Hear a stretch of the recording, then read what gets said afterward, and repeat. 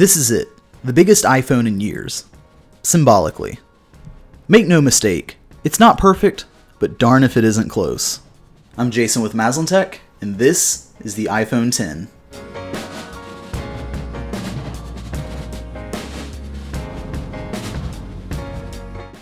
In case you've been living under a rock for the past few weeks, the iPhone X is Apple's newest flagship phone, sharing some similar specs with the iPhone 8 and 8 Plus, Apple's other new iPhones, but in a much more forward-thinking package. And if you saw my iPhone 8 review, you know that the specs of the 8, and more specifically, the 8 Plus, were just peachy. The X, on the other hand, pushes the specs of the 8 Plus even further, and even more so, moves the needle on design more than any other iPhone has before it. And that design is where I want to start. The iPhone X is a visual treat from the second you lay eyes on it. See, the iPhone hasn't had a major design revision since the iPhone 6 in 2014. To be fair, the internals and materials have changed year over year, but the iPhone has encompassed the same basic shape for 3 years, while Android phones have been going through a renaissance, with envelope-pushing designs like the Galaxy S8 and the Essential phone. As soon as I took my iPhone X out of the box, I was grinning. The stainless steel frame that holds together the front and the back glass reminds me more of a fine watch than a cell phone. With the phone powered off, the front isn't much to see. Apple only offers a black bezel this time around, and that was absolutely the right call. The front of the phone is all screen, barring the small notch in the top center, and a relatively minimal bezel all the way around the phone. The notch is much smaller than I expected, too.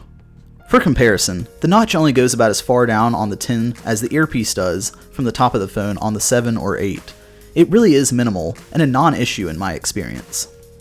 Something I can't properly capture on video is just how good the X feels in your hand.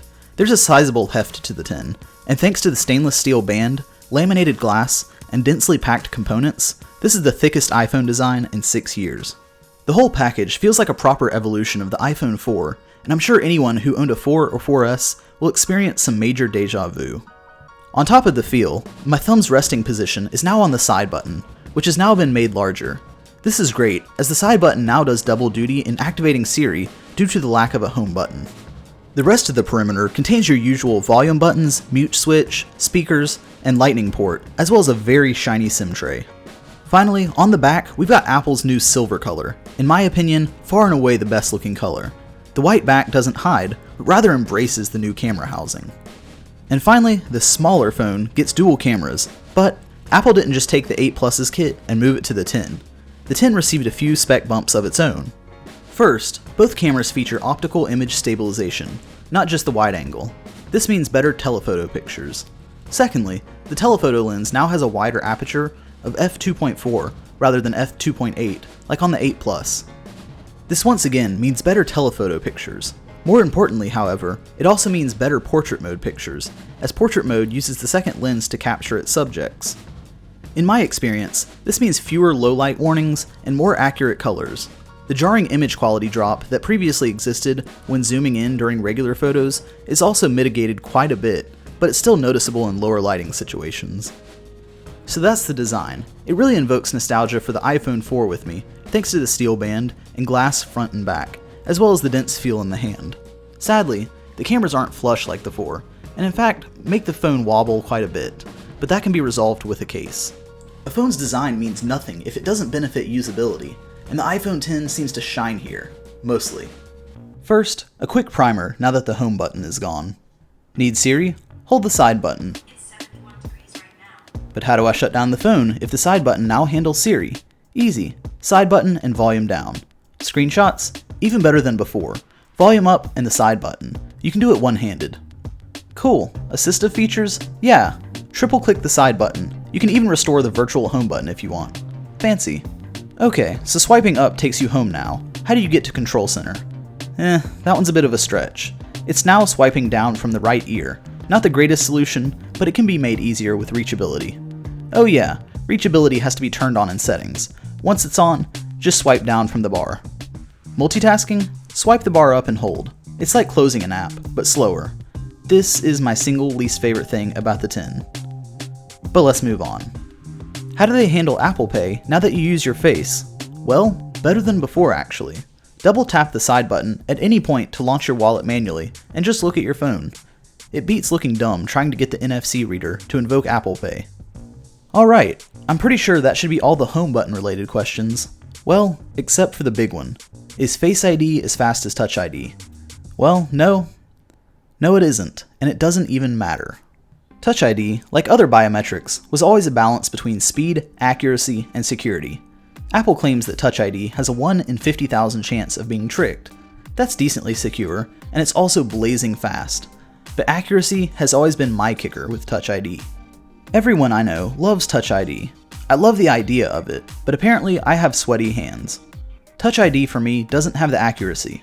On a good day, 80% of my unlock attempts will bounce back, and I'll try again, and eventually just have to type in my passcode manually.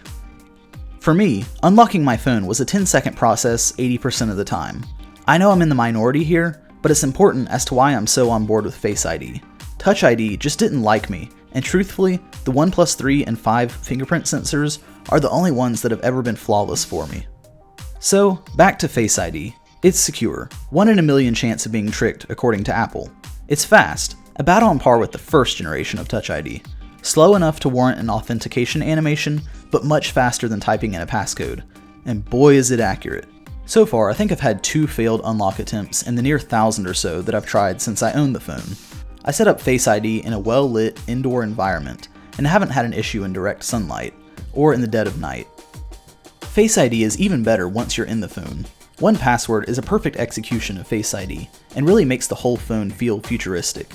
Just opening the app instates Face ID, and by the time the app is loaded, I'm in. No reaching to rest my finger on the home button, not even a password field. Safari also employs a version of Face ID authentication. Stored usernames and passwords can be autofilled if you're the one using the phone. Pass it to a friend or relative, and they won't even see the autofilled content. So Face ID is 2 steps forward, 1 step back, right? Well, that's only part of the iPhone X's front camera. A new feature, Attention Awareness, has the potential to be the next 3D touch. Attention Awareness is like it sounds. The phone knows when you're looking at it. This means messages on your lock screen stay private until you check them. The phone lowers its ring volume once you've seen who's calling, and the display doesn't dim if you're actively looking at it. These are just a few instances that I've found. There may be more, but it makes the phone feel smarter, and that's appreciated after shelling out 4 digits for it. Alright, let's talk about performance. Phone's fast. That's all there is to it. There really isn't anything more I can say that I didn't already say in the iPhone 8 Plus video. It's as fast as any other phone with horsepower to spare. Sadly, the praise I gave the iPhone 8 Plus about being cool under heavy load doesn't apply to the 10. It gets toasty, and during my initial setup, almost too hot to touch around the rear camera housing. This makes sense though, as one of the lesser known details about the iPhone X's design changes is that it has a stacked logic board. iFixit has a really good teardown that I'll link below, but the basic gist of it is that in order to cram as much battery as possible into the 10, Apple got creative on the motherboard design. One downside of the phone getting hot is that the display brightness automatically reduces under heavy load. I set up my phone as a clean install this time around. Downloading 12 gigabytes of apps while on the charger caused my screen brightness to drop to quite a dim level as the phone warmed up. Thankfully, that only lasted for about 2 minutes, but I can see this being an issue taking video outdoors or using the phone for GPS while charging in the car. Outside of that one instance, the iPhone's screen has been incredible. For the record, I still think the Galaxy S8 barely beats out the iPhone X as the best display I've ever seen, but this is still a huge step up for iPhones. The iPhone X's display is crazy bright and makes my 6-week-old 8 Plus look washed out in comparison. The pixel density is also the highest Apple has ever used, at 458 pixels per inch. While it's not the 500 Plus that we're starting to see on other phones, it's still a good step up from the 400 on the Plus models, and a comically large leap from the standard Retina display. My wife decided to crack her screen the week the new iPhones were announced, so this was the leap she made going from the 7 to the 10. It's a massive jump, in a phone only slightly larger. On the other hand, I've been using the Plus model phones since 2015, so I was a little worried about the vertical keyboard. I've grown used to the extra space. The iPhone X is ever so slightly wider than the previous 4.7-inch iPhones, and the extra little bit of width helps. Right out of the box, I've been typing at full speed. Finally, we can't talk about the iPhone's display without talking about the odd aspect ratio. I'm not sure exactly what the ratio is, but it makes for some heavily letterboxed videos. Apple using an OLED display means that the parts of the display that are letterboxed are truly black, making the phone look like it just has a bezel. Recording video and taking photos, however, doesn't benefit from the extra space. You can obviously pinch in to view the outcome, but pinching in on the preview window doesn't use any more of the screen. Lastly, third-party apps not optimized for the taller display just have a faux bezel with the home bar at the bottom and the time and battery info in the top ears. I actually really like this look, and apps that employ a swipe from the bottom, like Instagram or Pokemon Go, don't interfere with the swipe to go home. Apple did a really good job of mitigating a potentially tricky problem here, and apps that haven't updated yet don't look as jarring as when Apple increased the aspect ratio from the iPhone 4S to the iPhone 5. Finally, let's talk battery and camera. They're both great. Mostly, the end results from the cameras are what you'd get from the 8 Plus's rear camera, with slight bumps in quality on zoomed in and portrait photos. And speaking of portrait photos, the front camera can now shoot them, although, in my experience, they're much more tricky to get right. The faux blur isn't as tight around things like hair in my usage, and bright backgrounds can get blown out more easily. Battery life is really solid as well. I haven't had the phone long enough to make a hard call on it, but from my first few charges, it seems to last quite a while, more in line with the Plus model phones than their smaller counterparts.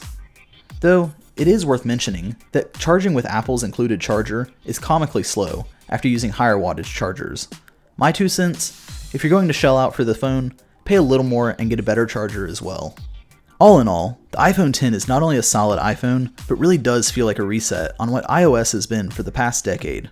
There's some less than ideal compromises, like the top corner control center and the swipe up and pause multitasking, but both of those are software. For all we know, Apple could fix them with iOS 12. For every annoying design, there's a really useful one, like the 3D Touch shortcut for the flashlight on the lock screen. Me personally, I'd like to see a 3D touch of the home bar or a left swipe of the home bar take you to multitasking, and that the lock screen be customizable. But you buy a phone for what it is, not what it could be, and the iPhone X is an amazingly well-rounded phone, with a new, strange way of navigating it. Some things are faster to do, some are slower. Ultimately, it's solid hardware and a design that feels different enough to make the iPhone feel fresh again.